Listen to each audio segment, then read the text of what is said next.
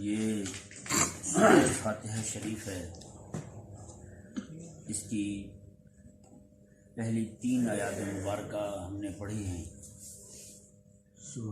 اللہ تبارک و تعالی نے ارشاد فرمایا، الحمدللہ، تمام تعریفیں اللہ تبارک و تعالی کے لیے ہیں۔ سبحان اللہ۔ رب العالمین، جو تمام جہانوں کا پالنے والا ہے۔ سبحان اللہ۔ بسم اللہ شریف پڑھنے کا ایک مقصد یہ بھی ہے، پہلے بیان ہو چکا، اس کے متعلق گفتگو ہو چکی ہے کہ اس کے پڑھنے میں تجوید کے حساب سے یا پھر کسی اور حوالے سے ترجمہ کرتے ہوئے یا تفسیر بیان کرتے ہوئے عدم توجہی کی وجہ سے کوئی خطا ہو جاتی ہے تو اللہ تبارک و تعالی ہم سب کو معاف فرمائے، آمین۔ تو یہ الحمدللہ رب العالمین، الحمد کا معنی جو ہے وہ یہ ہے کہ تمام تعریفیں تمام زمانوں میں اور تمام حامدین سے، یعنی جب تعریف کرنے والے نے تعریف کی اور جتنے لوگوں نے تعریف کی، جتنی چیزوں نے تعریف کی اور جتنی تعریف ہوئی، وہ ساری کی ساری اللہ تبارک و تعالیٰ کے لیے۔ سبحان اللہ۔ تمام تعریفیں تمام زمانوں میں تمام حامدین سے، تعریف کرنے والوں سے، وہ ساری کی ساری خاص ہیں اللہ تبارک و تعالیٰ۔ سبحان اللہ۔ یہ ذہن میں رہے، اللہ تبارک و تعالیٰ کی مخلوق کی تعریف بھی در حقیقت اللہ تبارک و تعالیٰ کی تعریف ہے۔ سبحان اللہ۔ صنعت کی تعریف جو ہے وہ ہمیشہ صانع کی تعریف ہوتی ہے، کسی چیز کی تعریف ہمیشہ بنانے والے کی تعریف ہوتی ہے یا نہیں ہے سر؟ جیسے کوئی بندہ جو ہے وہ اس دیوار کو دیکھ کے کہے گی یہ دیوار تو بڑی خوبصورت بنی ہوئی ہے، اب دیوار تو ویسی کی ویسے کھڑی ہے، لیکن ایک بندہ ساتھ کھڑا ویسے خوش ہو رہا ہے، اس سے بندہ پوچھے بھی آپ کو کیا ہوا، آپ کیوں خوش ہو رہے ہیں؟ انہوں نے کہا جی یہ میں نے بنایا ہے جی۔ تو یہ عام بندہ بھی سمجھتا ہے کہ کسی شے کی تعریف حقیقت میں اس کے بنانے والے کی تعریف ہے۔ تو اسی طرح کر کے کائنات کے اندر جتنی بھی چیزیں ہیں ان کی جو تعریف کی جائے گی، ان کی جو شان بیان کی جائے گی، وہ حقیقت کے اندر تعریف اور عظمت اور شان کا بیان جو ہے وہ اللہ تبارک و تعالیٰ کی۔ سبحان اللہ۔ جی، جس طرح کریم آقا صلی اللہ علیہ وآلہ وسلم کی عظمت اور شان بیان کرنا، کیا خیال ہے جب حضور کی شان بیان کریں گے اللہ خوش ہوگا یا نہیں ہوگا؟ جی، آقا علیہ الصلوۃ والسلام کی جب نعت شریف پڑھیں گے، ایک امام تھے بہت بڑے بزرگ گزرے ہیں، امام ابو المواہب شاذلی رحمۃ اللہ علیہ، وہ ایک محفل شریف میں نعت شریف پڑھ رہے تھے، اس کا ایک مصرع تھا کہ محمد صلی اللہ علیہ وآلہ وسلم بشر ہیں لیکن بشروں کی طرح نہیں ہیں، حضور بشروں کی طرح نہیں ہیں، بے مثل ہیں، بے مثال ہیں۔ اور آگے کیا کہا؟ انہوں نے کہا اس کی مثال ایسے ہے جیسے حجر اسود، یاقوت، یہ پتھر ہیں تو پتھر لیکن عام پتھروں کی طرح نہیں ہیں۔ ایک پتھر جو ہے وہ بیت الخلاء میں لگا ہوا ہے جی، لوگ اس کے اوپر پاؤں رکھتے ہیں، اور دوسرا پتھر وہ ہے جی جس نے حضرت سیدنا ابراہیم کے پاؤں چومے ہیں، لوگ اس کو چومتے ہیں، سبحان اللہ۔ وہ بھی پتھر ہے یا نہیں؟ اور اس طرح کر کے ایک پتھر وہ ہے جو سڑک پر لگا ہوا ہے، لوگ جوتوں کے ساتھ اسے رونتے ہیں، اور ایک پتھر وہ ہے جو کعبے میں لگا ہوا ہے، حجر اسود، جسے عام لوگ اللہ کے ولیوں نے چوما، غوث کتب ابدالوں نے چوما، رسول اللہ علیہ السلام کی امت کے بڑے بڑے اجلہ بزرگ یعنی تابعین نے چوما، پھر ان سے اعلیٰ بزرگ صحابہ نے چوما، پھر اللہ تعالیٰ کے نبیوں نے چوما، پھر اس سے بھی بڑی بات یہ ہے کہ امام الانبیاء نے چوما۔ کیسی بات ہے؟ تو وہ اتنی عظمت اور شان والا پتھر، تو یہ ان ساری جتنی بھی چیزیں ہیں ان کی تعریف حقیقتاً کس کی تعریف ہے؟ اللہ تبارک و تعالیٰ کی تعریف ہے۔ تو اللہ تبارک و تعالی نے ارشاد فرمایا رب العالمین. رب کا معنی کیا ہے؟ رب کا عموماً معنی جو ہے وہ یہی کیا جاتا ہے پالنے والا. جی اب بتائیں ہم میں سے ہر بندہ نماز پڑھتا ہے روزانہ؟ ابھی بھی 4 بار تو کم از کم ہم نے پڑھا ہے نا الحمدللہ رب العالمین. جی جی 2 مرتبہ سنتوں میں، 2 مرتبہ فرضوں میں، ہے یا نہیں ایسا؟ تو جو بندہ روزانہ صرف ایک وقت میں 4 بار پڑھے فجر کے بعد، اور جتنی رکعتیں ہوتی جائیں گی اتنی بار بندہ فاتحہ پڑھتا جائے گا. زور میں 12 بار پڑھے، عصر میں 8 بار پڑھے، مغرب کے وقت 7 مرتبہ پڑھے، عشاء کے وقت 17 مرتبہ پڑھے.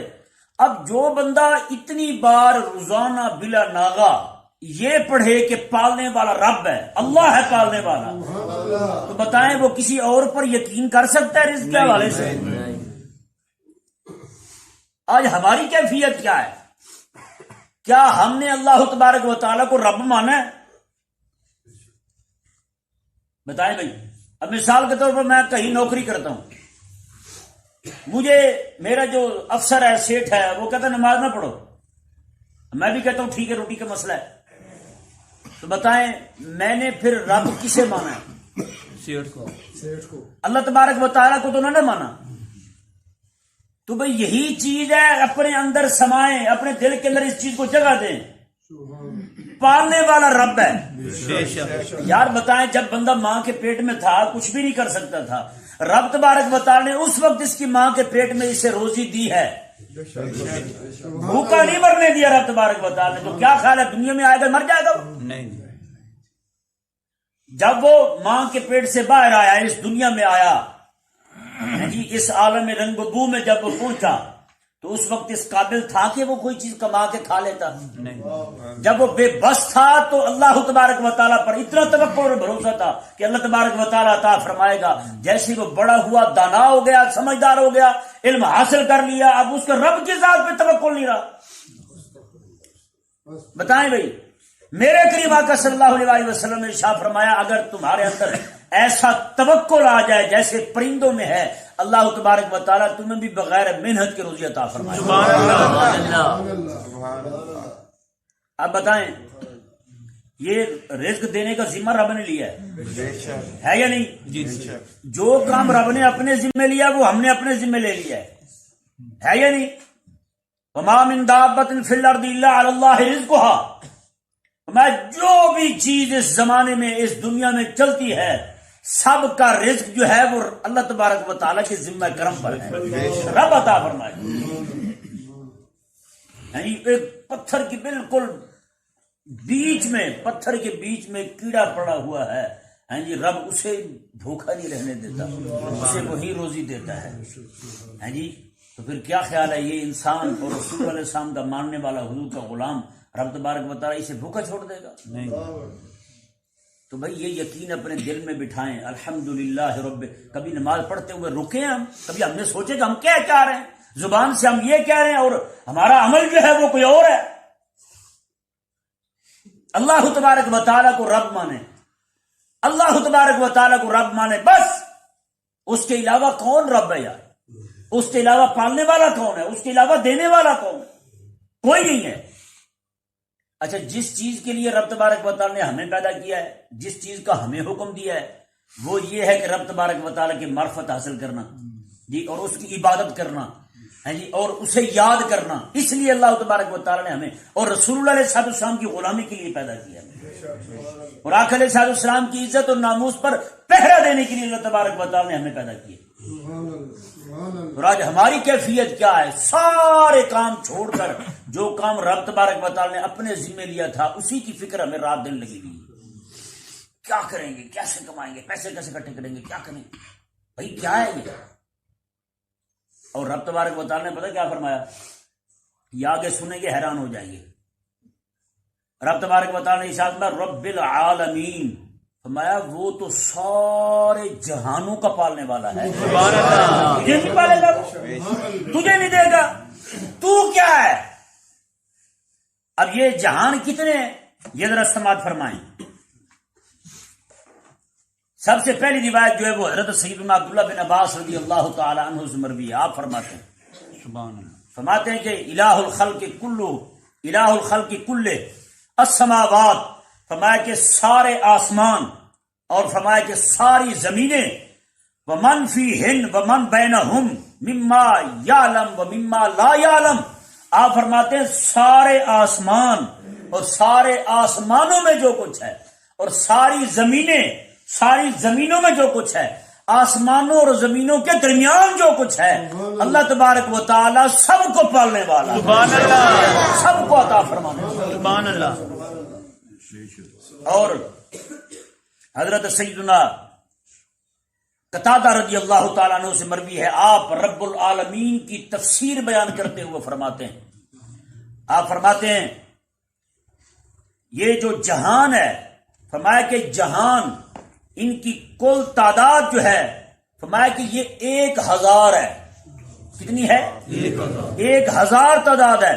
میں جن میں 600 جہان سمندر میں ہیں، 600 مخلوقیں سمندر میں ہیں، 400 صرف اس زمین پر ہیں. بتائیں یار، آپ تو بالکل سیدھے سامنے پھرتے ہیں، چلتے پھرتے ہیں، سارا کچھ کرتے ہیں، روزانہ 5 بار آ کے اس کے گھر میں حاضری بھی لگواتے ہیں. ہاں جی، یہاں بھی بندہ اسی کو دیتا ہے جو سامنے آتا رہتا ہے.